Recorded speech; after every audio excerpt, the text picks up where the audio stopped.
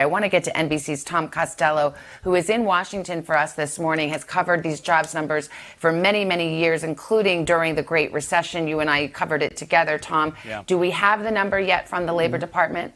We do, and it appears to be a stunner, much better than expected. Non-farm payroll employment rose by 2.5 million jobs in May. Unemployment rate falling to 13.3%.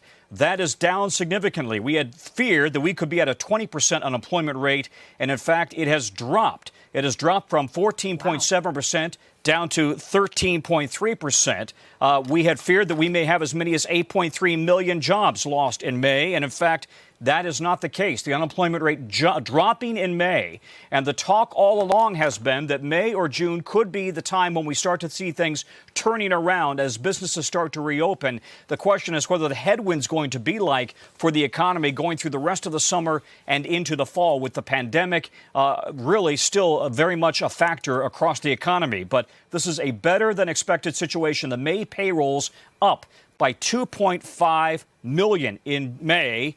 Not down, surprisingly. The unemployment rate dropping to 13.3%. That is much better than expected, Savannah. Much better. A stunner. Glad to see some good news. And it really wasn't expected. And in fact, as I turn to NBC senior business correspondent Stephanie Ruhle, let's unpack this a bit. We knew there was going to be an economic bounce back. We saw the reopening of many, many states and businesses, although at a slower pace.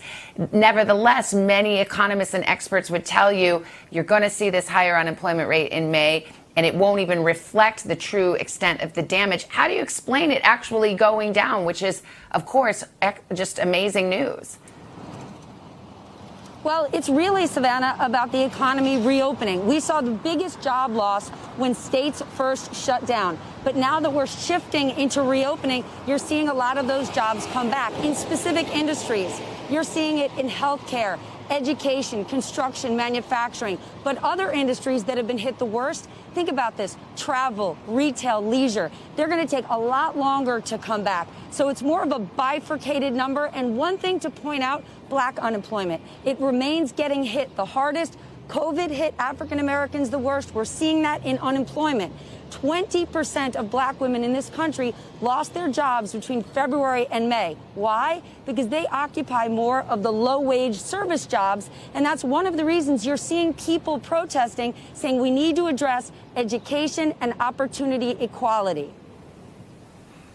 All right, let me turn, Stephanie, to NBC's Peter Alexander at the White House, where this news will certainly be greeted with a lot of happiness and relief, given what was expected. And what is Washington planning to do here? I mean, unemployment benefits that had been extended run out in July. What's the plan there? Yes, Savannah, likely that we'll hear from the president touting this good news when we see him before he departs to Maine a little bit later today. The president's biggest political asset, of course, has been the strength of the economy. His best hope for re-election just 5 months away is that it quickly rebounds, and this may be evidence that that's beginning to happen. The president's remained optimistic that as these states lift their social distancing restrictions, things are gonna bounce back. He's been reluctant to pursue a new massive relief package. He's been against extending benefits for laid-off workers, even though economists and the Federal Reserve chairman have pushed for more spending. But these numbers do have demonstrated a grim reality, especially for minority communities. There's certainly still work that needs to be done. And the president's aides and allies have worried the unemployment number would still be above 10% at the time of the election this fall. On top of that, the president has tried to put the virus in the rear-view mirror. The White House is deeply concerned that the protests we've seen in recent weeks, these huge crowds in cities across the country in the wake of George Floyd's death, could spark a second wave of the virus and slow this economic recovery. Savannah? All right, NBC's Peter Alexander at the White House with the breaking news this morning that the unemployment rate actually dropped in May to 13%. Still double-digit unemployment, but much, much better than what economists had predicted. We're going to have more on this, of course, on MSNBC and NBC News Now. Hey, NBC News viewers, thanks for checking out our YouTube channel. Subscribe by clicking on that button down here, and click on any of the videos over here to watch the latest interviews, show highlights, and digital exclusives. Thanks for watching.